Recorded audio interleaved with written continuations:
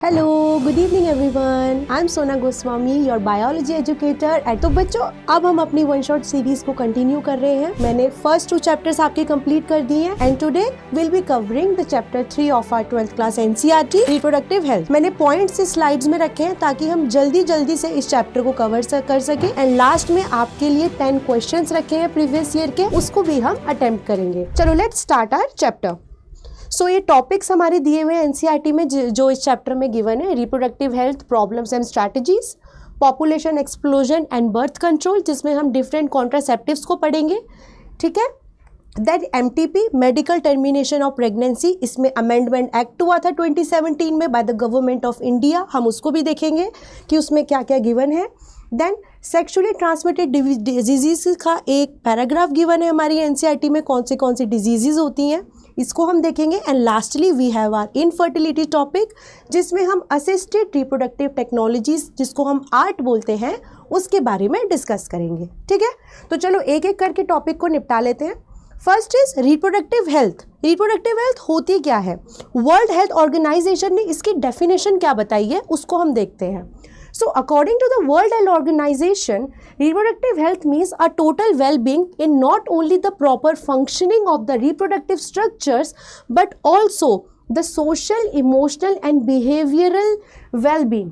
तो reproduction के अंदर आपकी physical health कैसी है, emotional health कैसी है, behavioral health कैसी है and social health कैसी है, ये चारों चीज़ें अगर फिट हैं then you can only be known as a reproductive healthy individual. This is the definition given by the World Health Organization, WHO. Done बेटा जी। तो हमने देखा what is reproductive health, then reproductive health problems and strategies. अब क्या क्या problems I and कैसे हमारे India ने कुछ स्ट्रैटेजीज, कुछ प्रोग्राम्स, कुछ एक्शंस को इम्प्लीमेंट करा इन प्रॉब्लम्स को सॉर्ट आउट करने के लिए।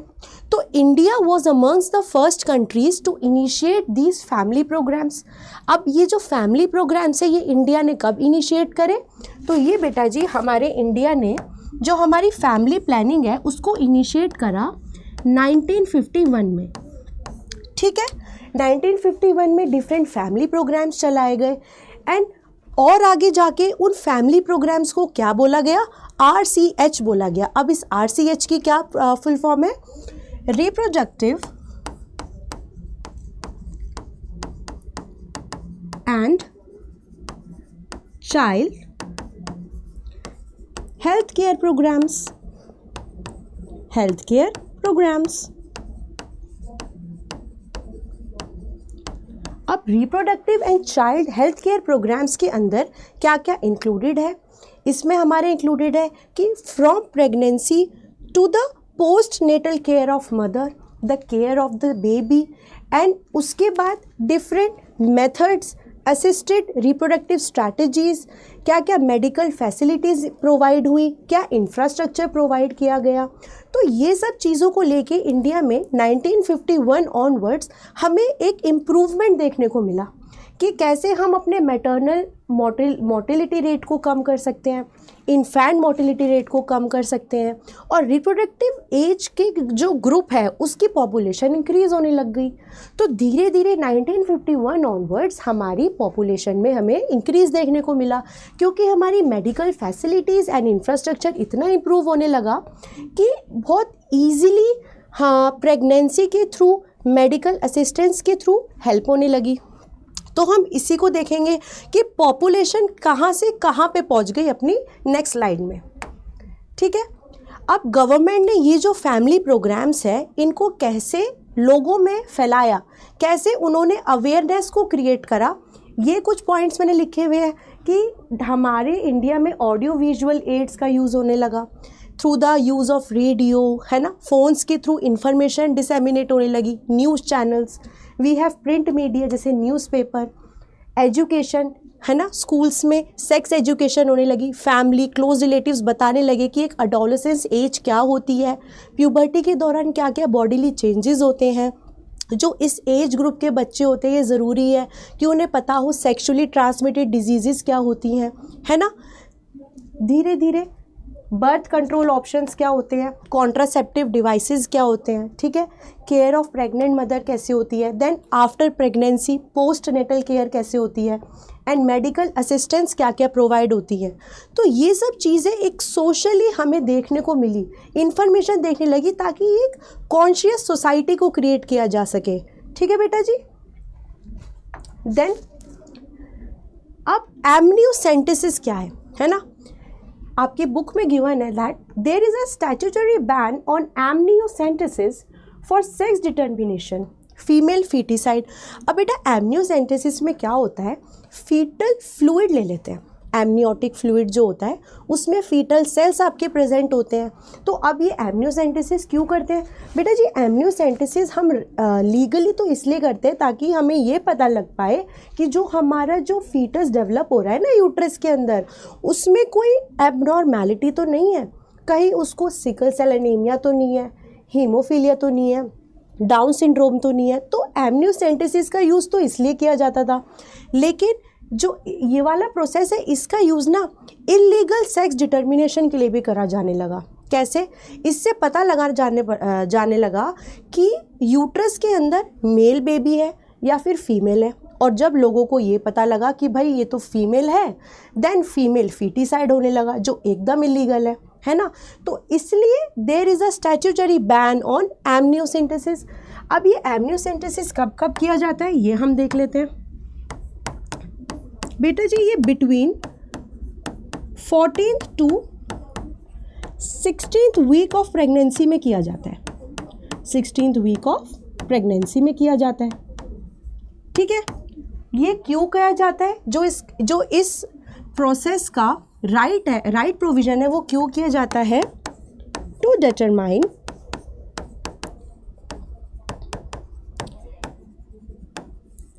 एनी डिसऑर्डर, कि कोई डिसऑर्डर तो नहीं है, जैसे कि सिकल सेल एनीमिया, या आपकी एनसीईआरटी में गिवन है हीमोफीलिया, या फिर योर डाउन सिंड्रोम, ये पता लगाने के लिए किया जाता था। बट इसका यूज़ सेक्स डिटर्मिनेशन में भी करा जाने लगा, जिससे फीमेल फीटिसाइड का रेशो बढ़ता जाने लगा, इसलिए इस पर बैन लगा दिया गया। ठीक है, देन अब मैंने आपको बताया 1951 ऑनवर्ड्स इंफॉर्मेशन का इतना डिसेमिनेशन होने लगा, तो धीरे धीरे पॉपुलेशन भी हमारी इंक्रीज़ होने लगी। वर्ल्ड पॉपुलेशन कितनी इंक्रीज़ होने लगी एंड इंडिया की पॉपुलेशन कितनी इंक्रीज़ होने लगी। तो बेटा जी वर्ल्ड, ये सारा एनसीईआरटी का डाटा है बेटा, ठीक है, ये एमसीक्यूज़ में आपके पूछा जा सकता है। तो 1900 में जो वर्ल्ड पॉपुलेशन थी बेटा कुछ 2 बिलियन थी। 2 बिलियन का मतलब हो गया आपका 2000 मिलियन। ठीक है, देन उसके बाद 1900 में तो 2 बिलियन थी, 2000 में कितनी हो गई, 6 बिलियन हो गई। देखो कितनी इंक्रीज हो गई। देन उसके बाद 2011 में वो 7.2 बिलियन हो गई। ये तो हो गई बेटा जी वर्ल्ड की बात। अब हम करते हैं इंडिया की बात कि at the time of independence हमारी पॉपुलेशन अराउंड 350 मिलियन थी, जो 2011 में भाई 1.2 बिलियन को क्रॉस कर गई। तो आप ये देखिए कितना रैपिड इंक्रीज हो गया पॉपुलेशन में, है ना। अब भाई इस पॉपुलेशन को कंट्रोल करना भी ज़रूरी है। कंट्रोल करना क्यों ज़रूरी है, क्योंकि हमारे पास लिमिटेड रिसोर्सेज है, फूड शेल्टर क्लोथिंग के लिमिटेड रिसोर्सेज है, तो पॉपुलेशन कंट्रोल करना भी ज़रूरी है। तो इसी पॉपुलेशन को कंट्रोल करने के लिए डिफरेंट कॉन्ट्रासेप्टिव डिवाइसेस आए, है ना। अब हम उस कॉन्ट्रासेप्टिव डिवाइसेस को भी अभी आगे अपने सेशन में देखेंगे। अब आप पूछेंगे पॉपुलेशन इंक्रीज होने लग गई। पॉपुलेशन इंक्रीज होने का मतलब हो गया डेथ रेट कैसा होने लग गया, डिक्लाइन होने लग गया। ठीक है, मैटरनल मोर्टेलिटी रेट MMR क्या होने लग गया, डिक्लाइन होने लग गया। इन्फेंट मोर्टेलिटी रेट क्या होने लग गया, डिक्लाइन होने लग गया। And number of people in reproducible age क्या होने लग गए बेटा जी, इंक्रीज होने लग गए। तभी तो आपकी पॉपुलेशन इंक्रीज होने लग गई। तो ये सब हमने फैक्टर्स देख लिए कि how our population is growing rapidly because of these factors. ठीक है, अब भाई मैंने आपको बताया पॉपुलेशन इंक्रीज हो रही है, अब उसको कंट्रोल करने के लिए तो कुछ करना पड़ेगा।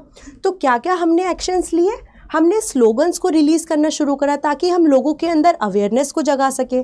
तो हमने क्या क्या स्लोगन्स रिलीज़ करे फैमिलीज़ में, हम दो हमारे दो, we two and our two, ठीक है। स्मॉल फैमिलीज़, इससे हमें क्या इंकरेजमेंट मिली, स्मॉल फैमिलीज़ को इनकरेज करना चाहिए। देन मैरिजेबल एज को हमें इंक्रीज़ करना चाहिए, that is females to 18 years and males to 21 years.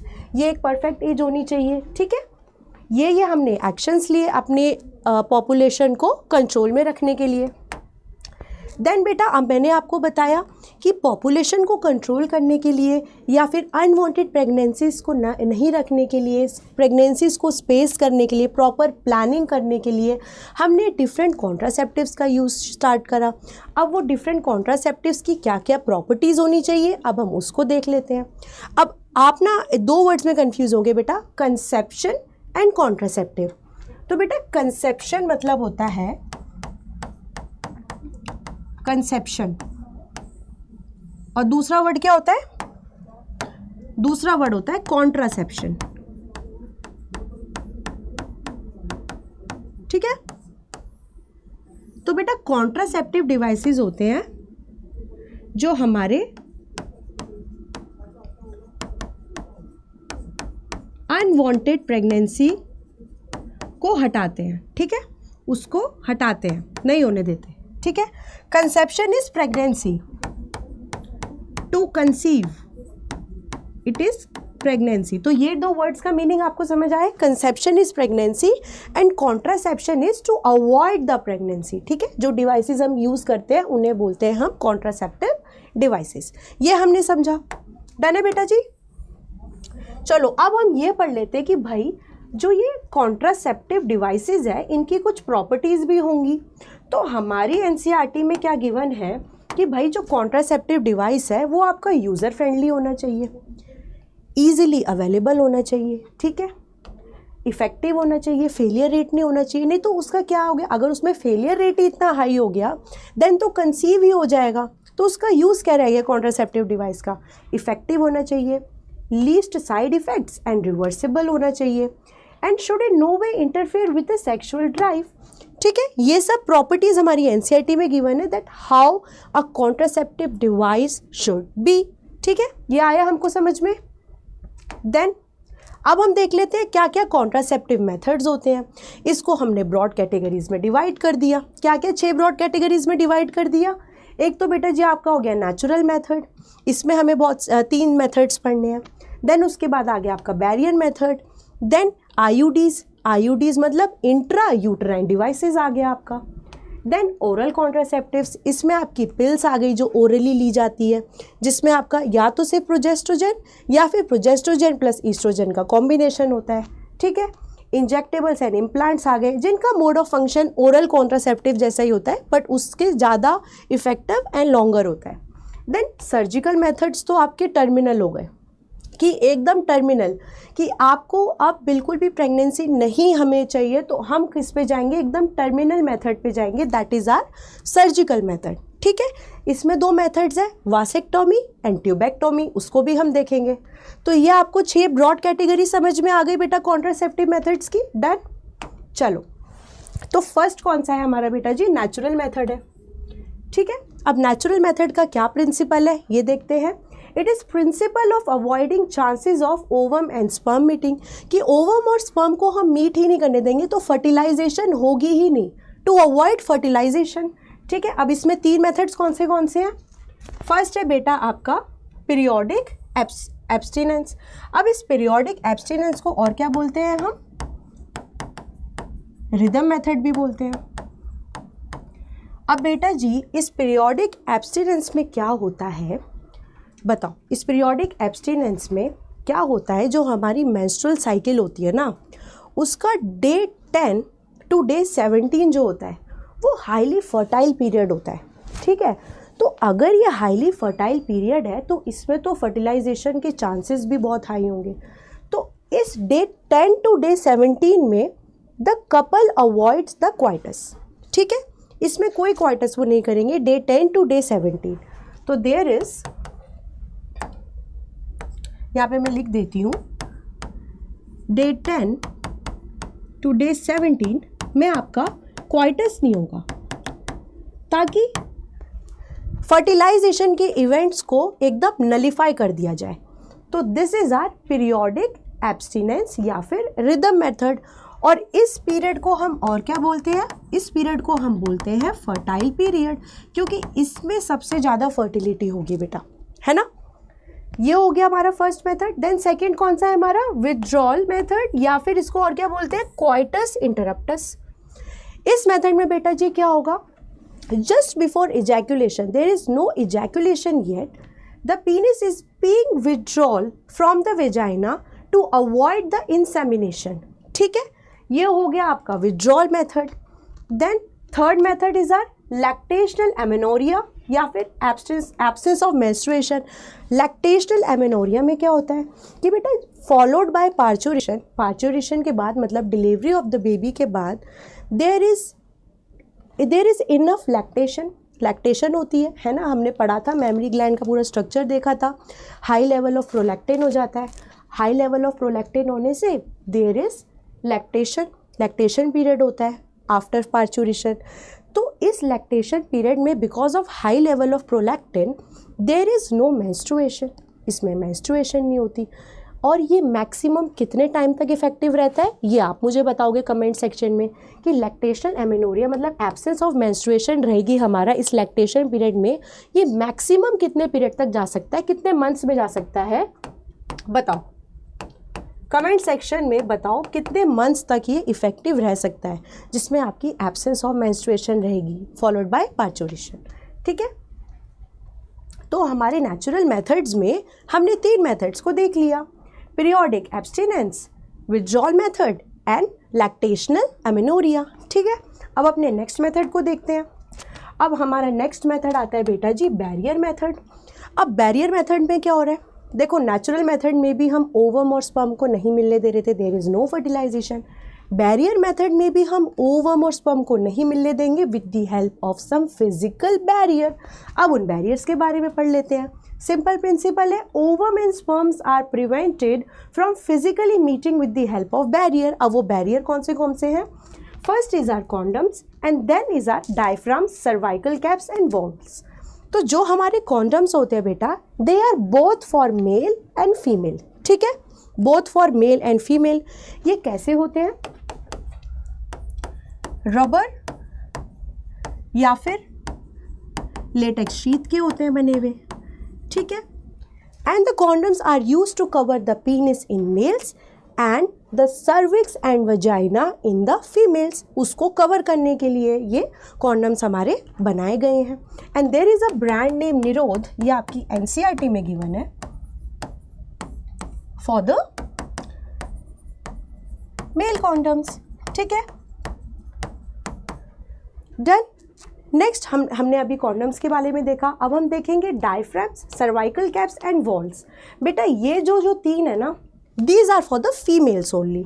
ठीक है, for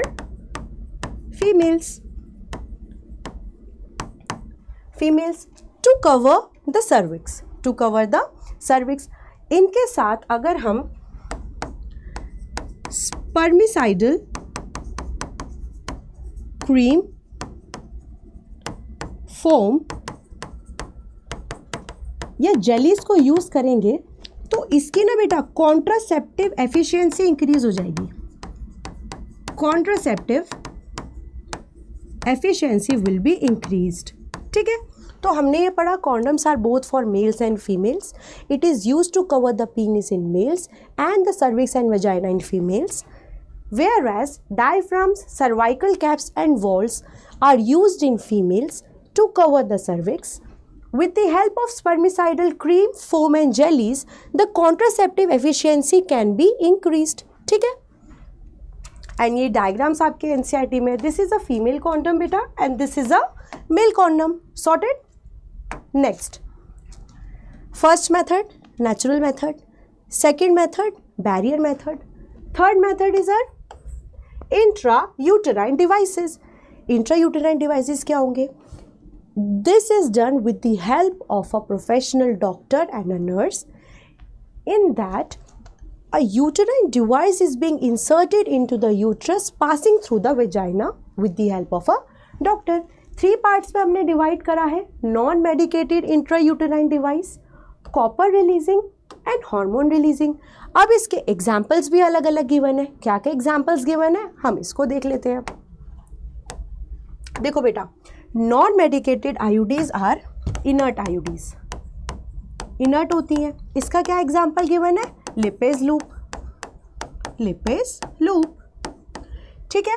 कॉपर रिलीजिंग आयोडीज मतलब कॉपर आयंस को रिलीज कर रही होगी। अब ये जो कॉपर आयन होता है बेटा जी, ये स्पर्म की मोटिलिटी को सप्रेस कर देता है ना। It suppresses the sperm motility. And इसका क्या क्या एग्जाम्पल गिवन है? CUT, देखो कॉपर है ना, Cu is copper, Cu7 and your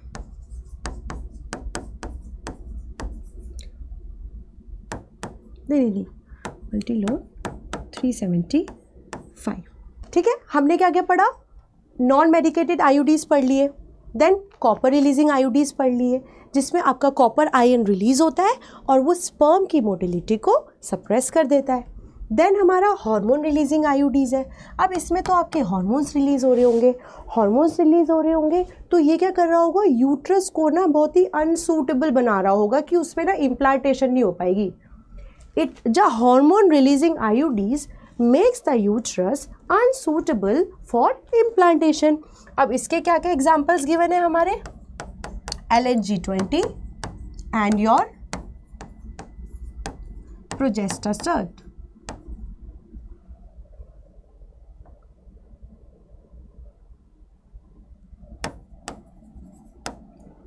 Sorted बेटा, ये डन है। मैंने नीचे एक लाइन लिखी है, जो आयोडीज होते हैं, it increases phagocytosis of sperms within the uterus. Phagocytosis बेटा कभी कभी ना MCQs में ना ये क्वेश्चंस आ जाते हैं कि कौन सा हमारा मेथड, कॉन्ट्रासेप्टिव मेथड का क्या प्रॉपर्टी होती है। बैरियर मेथड और नेचुरल मेथड में तो फर्टिलाइजेशन ही नहीं हो रहा था। फिर मैंने बताया आपको diaphragm, cervical cap and valves females में सिर्फ यूज़ होते हैं, ये क्वेश्चन भी आ जाता है। और इनके साथ spermicidal creams, jellies, forms use होते हैं तो उसकी कॉन्ट्रासेप्टिव एफिशिएंसी इंक्रीज हो जाती है। ये क्वेश्चन बहुत देखने को मिला है। देन उसके बाद इंट्रायूटेराइन डिवाइसेस में से एग्जाम्पल्स ही आ जाते हैं कि बताओ लिपेज लूप किसका एग्जाम्पल है। फिर एक क्वेश्चन आता है जो कॉपर रिलीजिंग आयोडीज है, उसमें क्या होता है? स्पर्म की मोटिलिटी सप्रेस हो जाती है। वेयर एज जो हार्मोन रिलीजिंग आयोडी है, उसमें जो यूट्रस होता है वो इतना अनसूटेबल हो जाता है कि उसमें इम्प्लांटेशन नहीं हो पाता। And next thing, phagocytosis of sperm कौन सा डिवाइस करता है? आयोडीज करता है। तो इस चैप्टर में ना NCERT की लाइन्स बहुत इंपॉर्टेंट है कि IUDs increase phagocytosis of sperms within the uterus. Then next हमारा कौन सा मेथड है? Oral contraceptive pills, OCPs, oral contraceptive pills. अब ये पिल्स कैसी होती है बेटा? ओरली ली जाती है, that's why they are known as our oral contraceptive pills. अब ये या तो सिर्फ प्रोजेस्ट्रोजेन का होगा या तो कॉम्बिनेशन पिल होगा।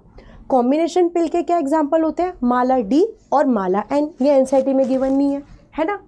तो ये कैसी हो सकती है हमारी? कॉम्बिनेशन पिल्स हो सकती हैं, ठीक है। अब इन कॉम्बिनेशन पिल्स में क्या होता है? कॉम्बिनेशन होगा ना प्रोजेस्ट्रोजेन एंड ईस्ट्रोजेन का, ठीक है, ऐसा होता है। अब देख लेते हैं ये वर्क कैसे करती हैं। तो बेटा जी क्या होता है, ये जो पिल्स होती है ना, ये टोटल ना 28 पिल्स होती है। कैसे कैसे लेंगे अब मैं आपको वो बताती हूँ कि इनको लिया कैसे जाता है। देखो इन 28 पिल्स में से ना जो 21 होती हैं वो तो आपकी हार्मोनल होती है, ठीक है, और जो बाकी की 7 है वो कैसी होती हैं बेटा? वो नॉन हार्मोनल होती हैं, नॉन हार्मोनल होती हैं।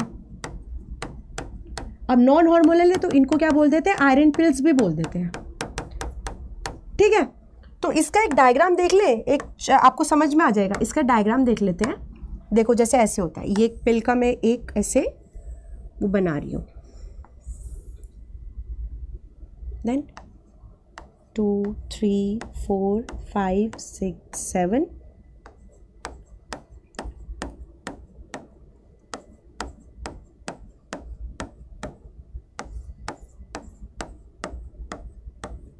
ठीक है। अब मैंने क्या बताया था 28 होती है, तो ये मैंने पूरी 28 बना दी, 7 7 7, ठीक है, 7 4 ज़ा 28, 21 हार्मोनल होती हैं। तो अब मैं क्या करती हूँ, ग्रीन कलर से तो आपकी हो गई है हार्मोनल पिल्स, ठीक है, ये सारी हैं आपकी हार्मोनल पिल्स, ये सारी क्या है हार्मोनल, जो 21 होंगी।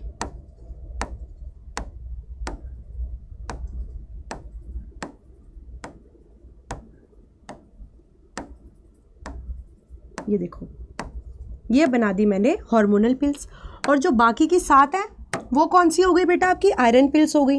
ये लो जी, ये बना दी हमने आयरन पिल्स।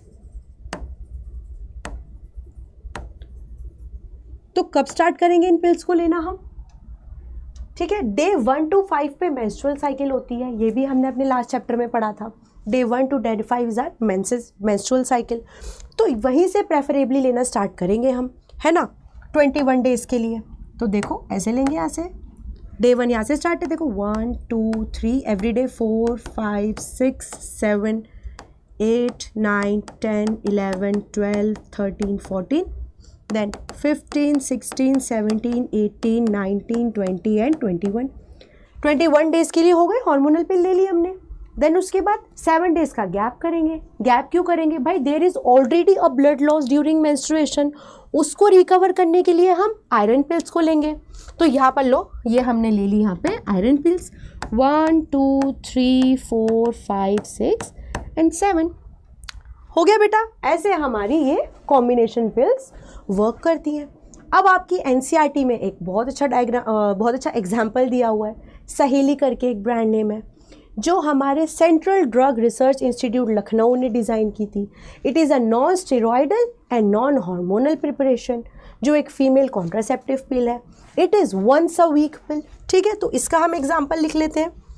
उससे पहले चलो इसका पहले एक एग्जाम्पल हम लिख लेते हैं। क्या एग्जाम्पल दिया हुआ है एनसीईआरटी में, सहेली, ठीक है। क्या है बेटा, ये non steroidal and non hormonal preparation है। It is being developed by our central drug research institute Lucknow. Sorted, once a week pill, once a week pill, ठीक है बेटा। ये वाला भी एग्जाम्पल आ जाता है, सहेली क्या है आपका, ठीक है। मैंने भी अपने एमसीक्यूज में डाला हुआ है, आप करना अटेम्प्ट। तो अब आपका ओरल कॉन्ट्रासेप्टिव डिवाइस क्या कर रहा है, जैसे हमने पढ़ा था आईयूडीज में कॉपर रिलीजिंग तो स्पर्म की मोटिलिटी को सप्रेस कर रहा था, हार्मोन रिलीजिंग हमारा यूट्रस को ही अनसूटेबल बना रहा था, फैगोसाइटोसिस ऑफ स्पर्म कर रहा था। बट ओसीपीज क्या कर रहे हैं हमारा, ये ओव्यूलेशन को ही इनहिबिट कर रहे हैं, है ना। गोनाडोट्रोफिन ही हमारे नहीं हो रहे हैं सीक्रेट, तो ओव्यूलेशन तो होगा ही नहीं, इनहिबिट ओव्यूलेशन, एंड ओव्यूलेशन नहीं हुआ तो इम्प्लांटेशन भी इनहिबिट हो गया। बहुत बार क्वेश्चन आता है ये कि which device inhibit your ovulation and implantation and it also alter the quality of cervical mucus to prevent and retard the entry of sperm. बेटा डायरेक्ट क्वेश्चन आता है, एकदम डायरेक्ट, ये डायरेक्ट क्वेश्चन आते हैं कि जो ओरल कॉन्ट्रासेप्टिव्स हैं वो एक तो ओव्यूलेशन और इम्प्लांटेशन को इनहिबिट कर रहा है और सर्वाइकल म्यूकस की क्वालिटी को ऑल्टर कर रहा है, मतलब चेंज कर रहा है to retard the entry of sperm. हमें कॉन्ट्रासेप्शन करना है ना, तो स्पर्म की एंट्री को रिटार्ड कर रहा है by changing the quality of the cervical mucus. ये 2 पॉइंट्स इंपॉर्टेंट है, याद रखेंगे। नेक्स्ट आ जाओ, बस खत्म है चैप्टर भाई, एकदम खत्म है। टर्मिनल मेथड मैंने बताया था, स्टरलाइजेशन मेथड बोलते हैं एंड इनकी रिवर्सिबिलिटी इज़ वेरी पुअर। वापस से अगर आप चाहें ठीक करना कि हम वापस से जो ये वाज डिफरेंस है और ये जो फेलोपियन ट्यूब है इसको वापस से हम सही करें तो वो नहीं होगा, reversibility is very poor. That is why this method is known as our sterilisation और द टर्मिनल मेथड, ठीक है। और क्या बोलते हैं बेटा, स्टरलाइजेशन मेथड बोलते हैं, स्टरलाइजेशन मेथड। सॉर्टेड। बेटा मेल्स में क्या बोलेंगे, मेल्स एंड फीमेल्स में क्या बोलेंगे। बेटा मेल्स में इसको बोल देंगे वासेक्टोमी एंड फीमेल्स के में क्या बोल देंगे, ट्यूबेक्टोमी बोल देंगे। सॉर्टेड है। अब वासेक्टोमी देखो, यहाँ पे आपका एनसीईआरटी का डायग्राम बना है, यहाँ पे क्या लिखा है, वास डेफरेंस के स्मॉल पोर्शन को रिमूव कर दिया जाता है और फिर उसको कट कर दिया जाता है। ठीक है, वास डेफरेंस। भाई अगर वास डेफरेंस को कट कर दिया जाएगा तो उससे तो गैमीट ट्रांसफर ही नहीं हो पाएंगे। ठीक है बेटा, स्पर्मेटोजेनेसिस होगा, इंपॉर्टेंट लाइन बता रही हूँ, spermatogenesis will occur but there is no transfer of gamete. Gamete का ट्रांसफर कैसे होगा जब आपने वास डेफरेंस को ही कट कर दिया, नहीं हो पाएगा ट्रांसफर, लेकिन स्पर्मेटोजेनेसिस होगा, इट विल अकर। अब आ जाओ ट्यूबेक्टोमी। ट्यूबेक्टोमी में क्या करेंगे, फैलोपियन ट्यूब्स के स्मॉल पोर्शन को कट कर देंगे और उसको टाई अप कर देंगे, तो इससे भी आपका गैमीट ट्रांसफर नहीं हो पाएगा। तो this is our terminal method. सारे कॉन्ट्रासेप्टिव डिवाइसेस देख लिए, नेचुरल मेथड देख लिया, बैरियर मेथड देख लिया, इंट्रा यूटेराइन डिवाइसेस देख ली, ऑरल कॉन्ट्रासेप्टिव मेथड देख लिया, देन उसके बाद टर्मिनल मेथड देख लिया। एक और मेथड होता है इम्प्लांट्स या इंजेक्टेबल्स। अब इम्प्लांट का एक एग्जांपल होता है आपका नॉर प्लांट, वो भी सेम होता है बेटा, ओसीपीस की तरह ही उनका फंक्शन होता है, बट उससे ज़्यादा पीरियड तक के लिए होते हैं जो हमारे इम्प्लांट्स होते हैं ना। उसमें भी आपके प्रोजेस्ट्रोजेन या फिर प्रोजेस्ट्रोजेन प्लस ईस्ट्रोजेन का कॉम्बिनेशन यूज़ होता है और ये हमारे फीमेल्स में यूज़ होता है। ठीक है, नॉर प्लांट मैंने आपको एक एग्जाम्पल बताया, एक इम्प्लांट होता है। ठीक है, तो हमने टर्मिनल मेथड्स भी देख लिए हैं। देन अब आ जाओ medical termination of pregnancy, MTP full form आप याद रखोगे, बहुत सारी फुल फॉर्म्स देखी हमने अभी। मेडिकल टर्मिनेशन ऑफ प्रेगनेंसी को हम क्या बोलते हैं, इंड्यूस्ड अबॉर्शन। इंड्यूस्ड अबॉर्शन मतलब हमने इंटेंशनली फुल टर्म से पहले ही अबॉर्ट कर दिया, मतलब वो जो फीटस बन रहा था उसको हमने बेटा पूरा नहीं बनने दिया है ना। तो देखो, इंटेंशनल और वॉलेंटरीली टर्मिनेट कर दिया बेटा of pregnancy before full term, मतलब पूरा फीटस बनने से पहले ही हमने उसको टर्मिनेट कर दिया। इसको हमने क्या बोला, मेडिकल टर्मिनेशन ऑफ प्रेगनेंसी बोला। अब government of India legalised your MTP in 1971। आप ये पॉइंट्स लिखोगे ना कि फैमिली प्रोग्राम 1951 में आया, उसको कैसे गवर्नमेंट ने इंफॉर्मेशन फैलाई, print media, audio visual aids, then ये स्टेप्स लिए, तो आपकी वैल्यू एडिशन होगी आंसर में, तो आपको अच्छे मार्क्स अपने आप मिलेंगे।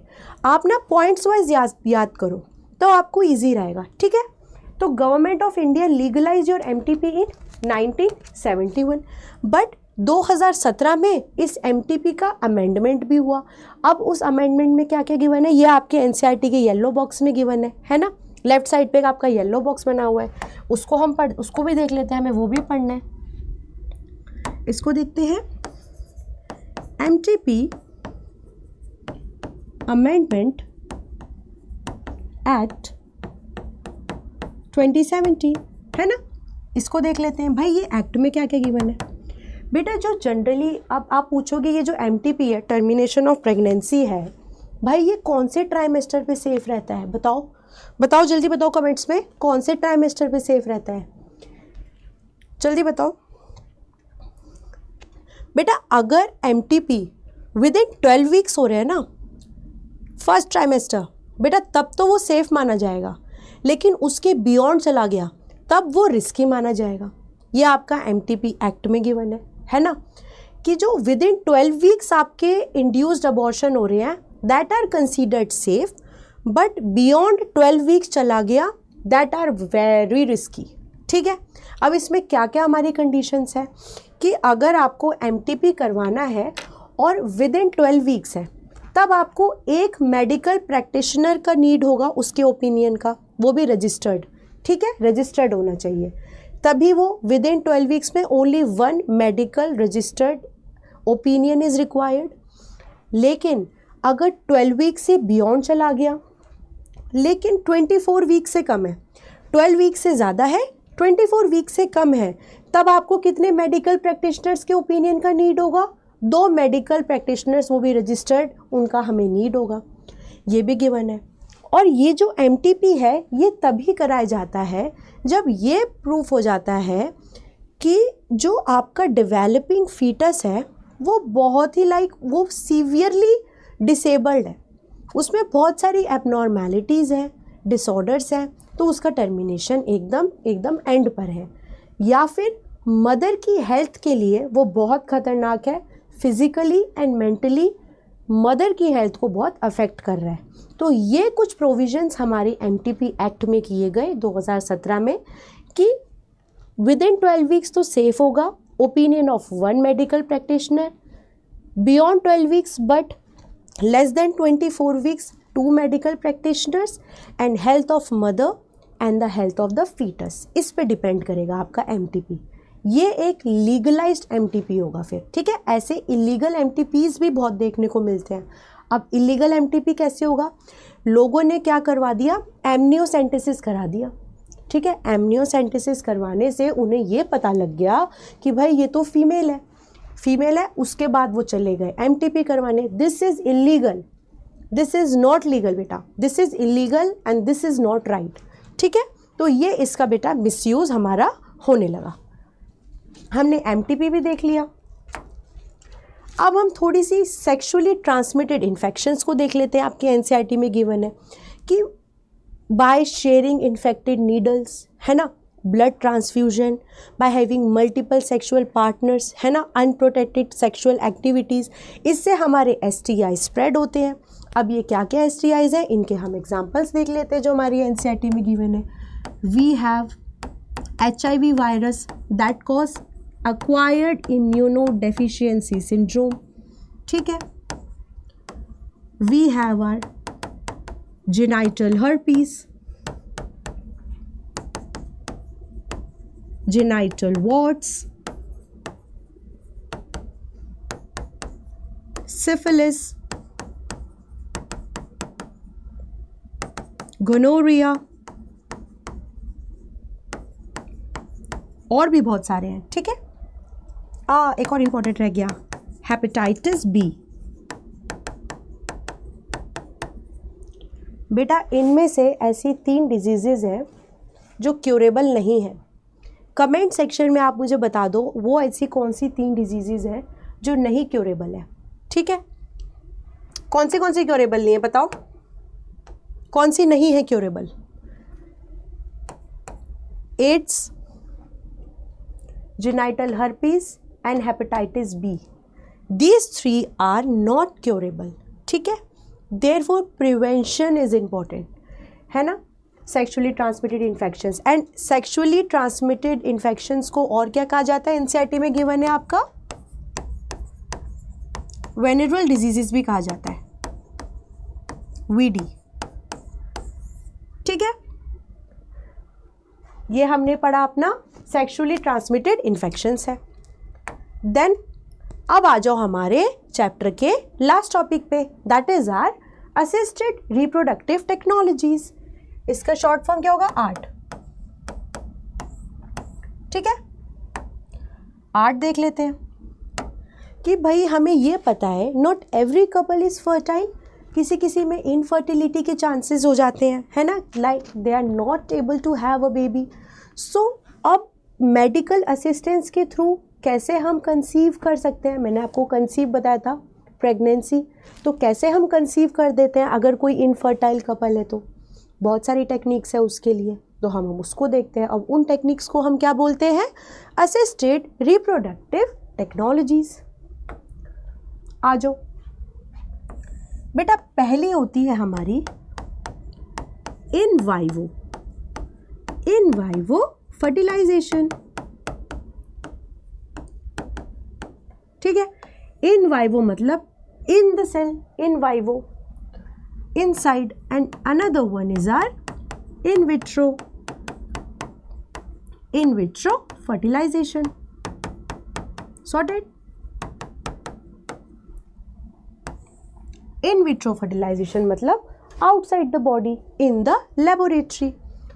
अब बेटा इन वाइवो में क्या होता है, इन वाइवो में आपकी ये इंक्लूड होता है, gamete intra fallopian transfer, GIFT is our gamete intra fallopian transfer. अब इस गैमीट इंट्रा फैलोपियन ट्रांसफर में क्या होता है, गैमीट्स ले लेते हैं हम या तो डोनर से। अब गैमीट्स कौन से होंगे, ओवा और स्पर्म को हमने डोनर से ले लिया या फिर रिस्पेक्टिव मदर या फादर से ले लिया। देन इंट्रा फैलोपियन उनको फैलोपियन ट्यूब में इंसर्ट कर दिया, तो उससे आपका फैलोपियन ट्यूब के अंदर ही फर्टिलाइजेशन होगा एम्प्यूलर रीजन में। So this is our gamete intrafallopian transfer. ठीक है, इन वाइवो हो रहा है, विद इन द बॉडी हो रहा है ना, इम्प्लांटेशन भी हो रहा है। Then another one is our artificial insemination, AI, artificial insemination. अब लो स्पर्म काउंट है या फिर the male is not able to fertilise the female, in that case what will do, there is artificial insemination in which the sperms are being taken from the donor and they are being inseminated into the female reproductive tract।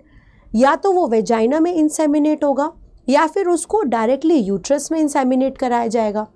ठीक है, artificial insemination में या तो vagina में या फिर कहाँ पे बेटा जी, यूट्रस।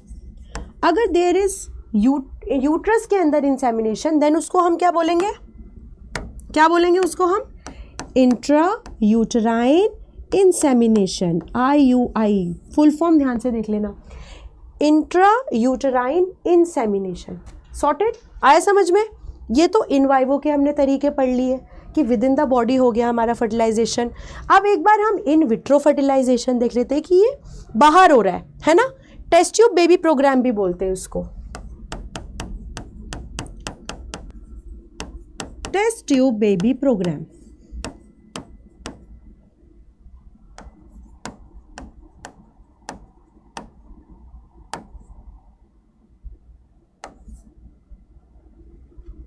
है ना। अब क्या हुआ बेटा जी, हमने स्पर्म और ओवम का फर्टिलाइजेशन कराया outside the body in a test tube. ठीक है, तो ये हमारा जो जाइगोट है, यूनिसेल्युलर एम्ब्रियो है, ये तो बन गया, बाहर बना है ना, बॉडी के अंदर तो कुछ करा ही नहीं हमने। और जब ये अप टू 8 ब्लास्टोमियर्स हो गया, अप टू 8 ब्लास्टोमियर्स हो गया, तब हमने इसको कहाँ पे डाल दिया, तब हमने इसको डाल दिया फैलोपियन ट्यूब में डाल दिया, फैलोपियन ट्यूब में हो गया।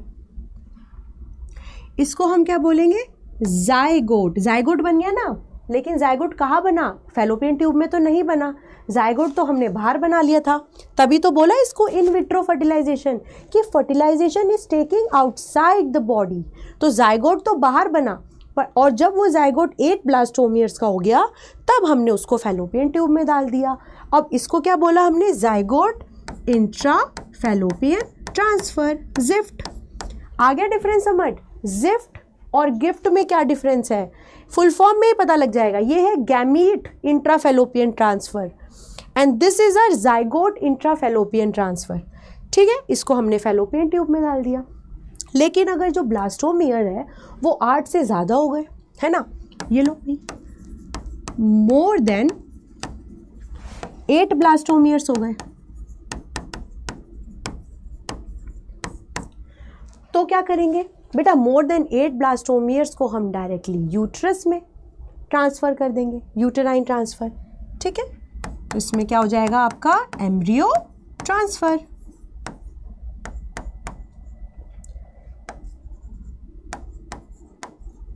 और इसको क्या बोलेंगे, intra uterine transfer, IUT, intra uterine transfer, intra uterine insemination. Short forms को एकदम एक्सपैंड करोगे, अपने आप पता लग जाएगा किसकी बात हुई है। ये फ्लो डायग्राम मैंने आपको समझा दिया 8 का। अब हम इससे रिलेटेड बेटा जी क्वेश्चंस करेंगे, सारे important points. Reproductive health chapter ना छोटा है, बट इसमें ये है कि जो मेथड्स हैं वो इंपॉर्टेंट है और ये जो 8 वाला टॉपिक है ये इंपॉर्टेंट है। ठीक है, अब चलो अब नॉलेज टेस्ट करेंगे कि कितना हमने भाई अच्छे से रिवाइज करा है by attempting the questions. 10 questions मैंने रखे हैं, क्विकली आप बता दोगे बेटा। ठीक है, क्विकली। चलो फर्स्ट, पेन को येलो कर लेते हैं। चलो first question is, a lady is diagnosed to have both her fallopian tubes blocked. एक लेडी है, उनकी दोनों फैलोपियन ट्यूब्स ब्लॉक हो गई। भाई हमें कुछ हिंट मिल रहा है कि फैलोपियन ट्यूब्स को ब्लॉक कर दिया गया, तो देखते हैं। What ART can help her to conceive a child. अब she wants to have a child, so how can she have that? By GIFT. Full form बताओ, गिफ्ट की फुल फॉर्म बताओ, तभी आंसर अटेम्प्ट कर पाओगे। गैमीट इंट्राफेलोपियन ट्रांसफर, भाई fallopian tubes question में बोला है, ब्लॉक कर दी गई हैं, तो गिफ्ट तो हो ही नहीं सकता। Zygote intrafallopian transfer, fallopian tubes are blocked only, GIFT भी नहीं हो सकता। SUZI कुछ अभी नहीं पढ़ा, ऐसा मत देखो, IVF पर आओ। इन विट्रो फर्टिलाइजेशन, ये हो सकता है इन विट्रो फर्टिलाइजेशन कि भाई बाहर हमने फर्टिलाइजेशन करवा लिया, जाइगोट बना लिया, इंट्रायूटेराइन ट्रांसफर करा देते हैं more than 8 blastomeres. So our third option in vitro fertilisation is correct. Statutory ban on amniocentesis in India was necessary, भाई बैन क्यों लगा है इंडिया में, ये बताओ। It is very expensive, no. It can tell about chromosomal aberrations, let's see. It is an invasive procedure and carries high risk of abortion, ऐसा कुछ नहीं पढ़ा हमने। Fourth is it can be used for prenatal sex determination to be foetus leading to female foeticide, yes, इसलिए तो हमने ban करा भाई कि फीमेल फीटिसाइड इतने बढ़ने लग गए थे एमनियोसेंटेसिस से, इसलिए हमें उसको बैन करना पड़ा। देन सहेली इज़ा, मैंने आपको बोला था एक क्वेश्चन में डालूंगी, है ना। देखो सहेली क्या है? NGO working for female child rights, no. Midwife working in villages to help in child immunization, no. A national helpline number, no. It is a oral contraceptive for females which is being developed by, बताओ, which is being developed by CDRI Lucknow, ठीक है। Natural methods for contraception work on the principle of, natural methods पूछे बेटा, वो lactational amenorrhea, withdrawal method, है ना, वो सब पता है। Preventing fertilization, preventing implantation, preventing ovulation, इसका बताना क्या होगा, बताओ इसका क्या होगा, जल्दी बताओ। Very good, great great great, very good यार, वेरी गुड, बहुत ही अच्छे। It is preventing fertilisation. इस चैप्टर के सारे MCQs आप ठीक करके आओगे एकदम, मेरे को एकदम श्योरिटी हो गई। नेक्स्ट क्वेश्चन करते हैं। The ideal contraceptive for females who want to delay pregnancy या स्पेस चिल्ड्रन इज, बेटा इसका बताना क्या होगा, या NCERT की लाइन गिवन है आपकी, बताओ इसका क्या होगा, है दिखाओ क्या होगा इसका।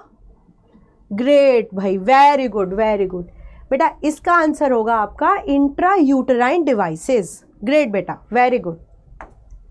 देन emergency contraceptive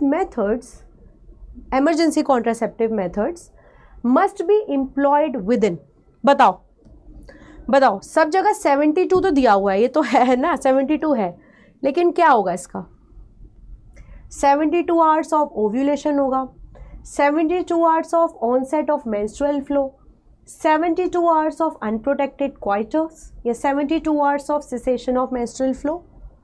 भाई मेरे तो क्वेश्चन पढ़ने से पहले ही आंसर आ गए, वेरी भाई, इतने इंटेलिजेंट भाई, बढ़िया, मज़ा आ गया। 72 hours of unprotected coitus, great, ठीक है बेटा, ये पॉइंट भी लर्न हो गया, हमको क्वेश्चंस के थ्रू लर्न हो रहा है।